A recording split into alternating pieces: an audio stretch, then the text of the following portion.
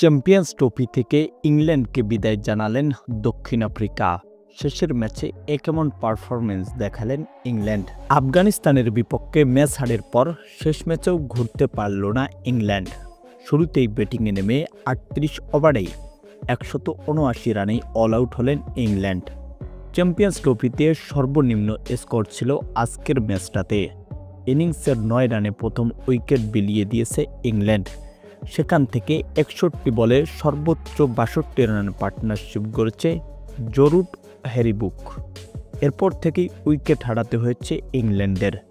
দক্ষিণ আফ্রিকার কাছে স্বল্প রান থাকায় মাত্র ২৯ ওভারে ৭ উইকেটের বিনিময়ে জয় তুলেছে। উল্লেখ্য যে দক্ষিণ আফ্রিকার বিপক্ষে এমন হারের পর চ্যাম্পিয়ন্স ট্রফি থেকে আরও কোটি টাকা পাবেন বাংলাদেশ। প্রিয় দর্শক, ইংল্যান্ডের এমন পারফরমেন্স নিয়ে আপনার কি মন্তব্য জানিয়ে দেবেন ভিডিওর কমেন্ট বক্সে।